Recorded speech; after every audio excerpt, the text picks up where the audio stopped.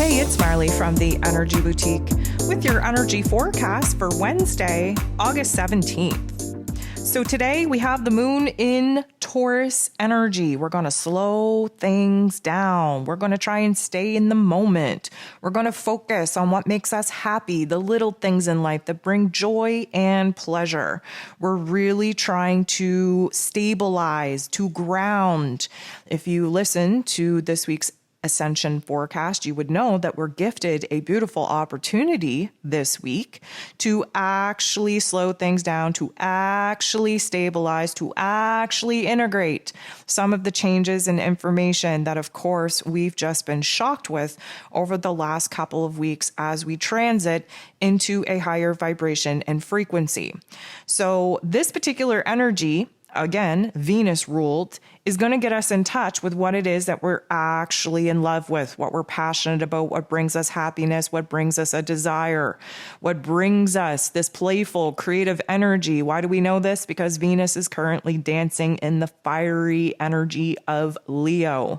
We also have to consider that the moon being in Taurus is also going to be building towards our last quarter moon in Taurus at 26 degrees, a flashback, a little bit of a reminder of eclipse season back in April and May.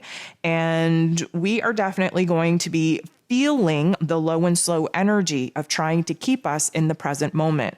Now, for many of us, this may feel very uncomfortable in our physical bodies because of the ascension symptoms that come with the low and slow energy, the stabilizing energy, the grounding energy that many of us are going to have to experience this week. Again, another great reason to refresh, remind yourself of the ascension symptoms that we are to expect. So there are 6 different aspects here today, a semi-quiet day in the cosmos, and 5 of them involve the moon. So the moon right out of the gate is making a very harmonious aspect with Saturn, Lord of Karma himself, ruling over roles and responsibilities, structures and foundations, who is retrograde in Aquarian energy.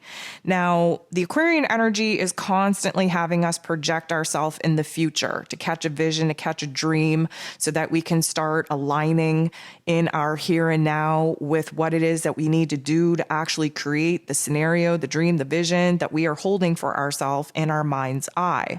But the moon in Taurus very much wants to stay present in the moment, doesn't really want to project ourselves too far in the past or too far into the future. What we can do is we can remind ourselves right now of the to-do list that starts with taking care of ourselves first and foremost.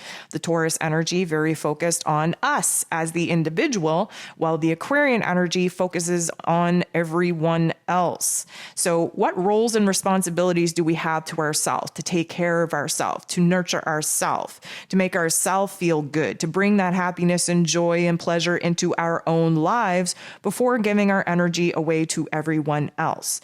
This is, again, going to really be a low and slow energy. Saturn tends to pump the brakes for us to really take a good look at some experiences that we've had in the past where it is that we failed to put ourselves first, to take care of our physical form first, and where it is that we given our power away to other people, and how that may or may have not worked out for us. The moon is going to go ahead and make a awkward interaction with Mercury, who is in Virgo energy in its place of power. So this awkward energy is kind of interesting because Taurus energy and Virgo energy, they are both Earth energies. That was a tongue twister if I ever heard one. Anyways, the moon being our emotions, being our unconscious self, being our intuition, our memories, very attached to the past. But again, in Taurus energy, wants to try so freaking hard to stay present in the moment. Mercury in Virgo over here is just, I'm going to call it anxiety ridden for the moment. Why? Because Mercury being in Virgo constantly puts our mental plane in a state of needing to dissect all the details, all the ups and downs, all the comings and goings of our past in order to be certain of our present before we can go ahead and start planning for the future. So there is this high energy that comes with Mercury being in Virgo, where we are kind of picking ourselves apart, where we're judging ourselves, where we're highly critical of ourselves, our actions, our emotions, our thoughts.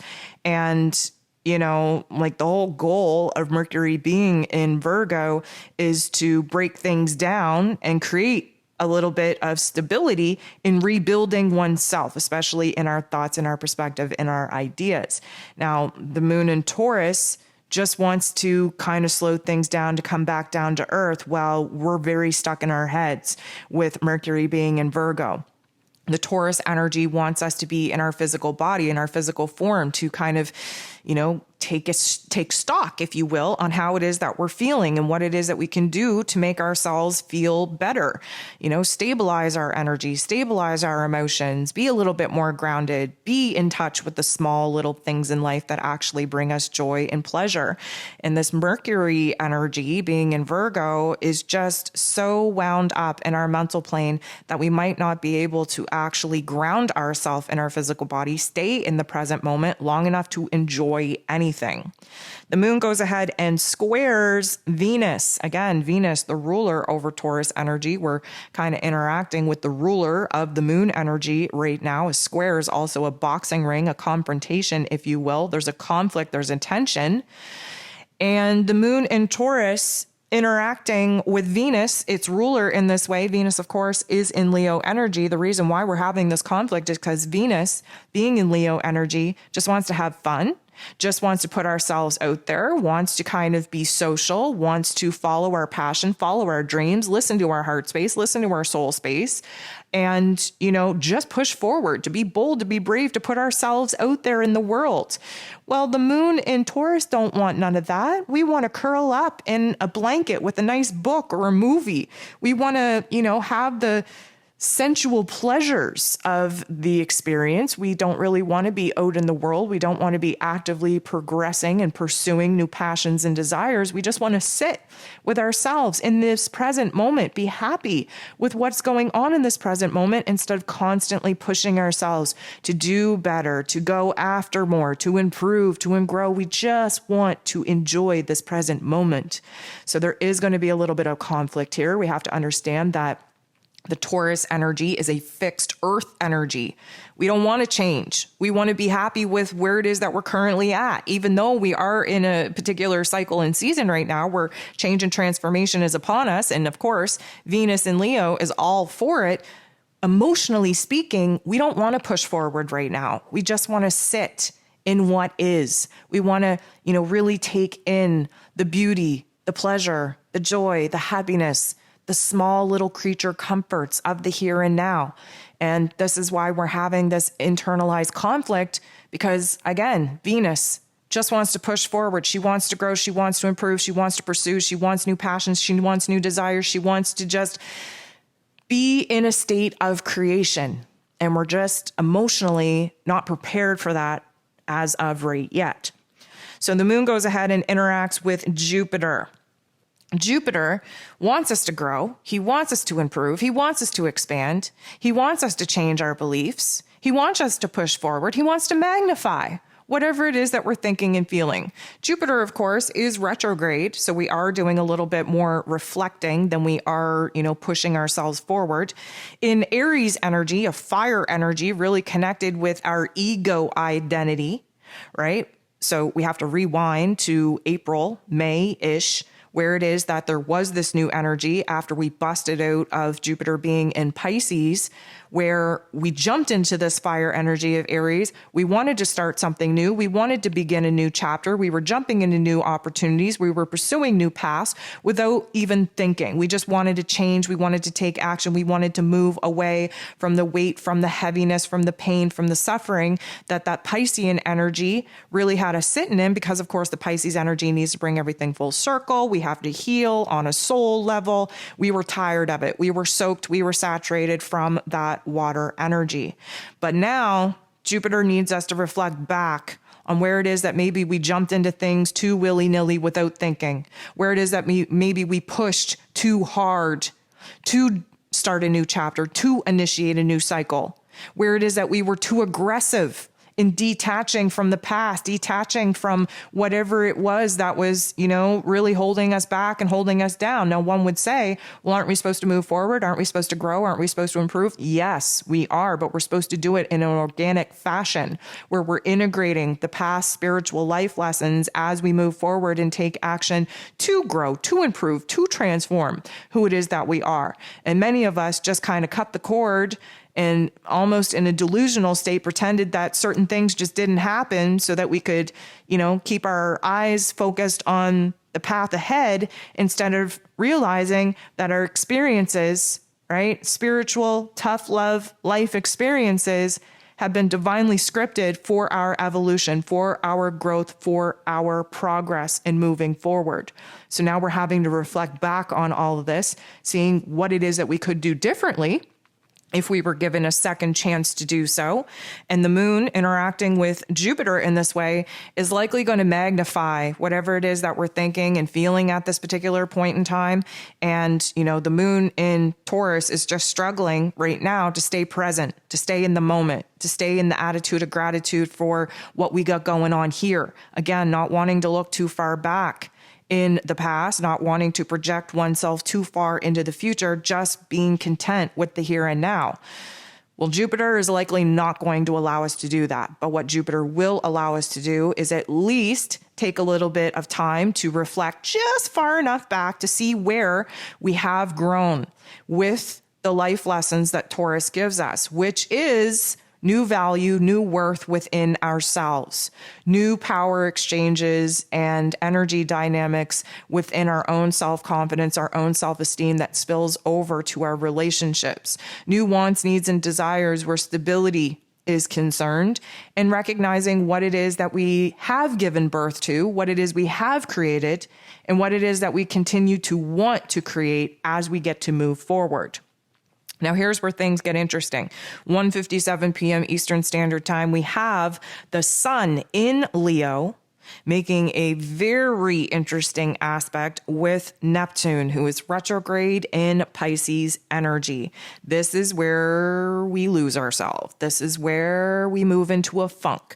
This is where things get very difficult for us to concentrate on. So the amount of energy that we've been putting into trying to stay into the present moment will likely be lost at this particular point in time. This is also going to be where negative Nancy comes out to play.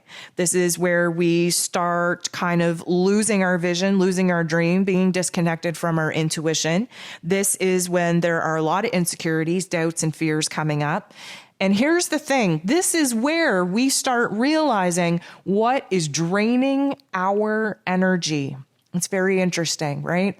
So we have to be mindful that the moon in Taurus wants us so badly just to stay in the present moment. We're having a hard time staying in the present moment. We're having a hard time focusing on the small little creature comforts that make us feel happy and joyful because there's other things intruding in our brain, in our emotions, in our physical circumstances. And it's exhausting. And we come to certain realization on what it is that is literally sucking the life force energy out of us. It could be thoughts, it could be emotions, it could be memories, or it could be people, especially if we don't know what they want from us. Like, what is your agenda? What are you trying to get at? Why are you constantly at me? Why do you need my attention all the time? This is really going to put us in a funk.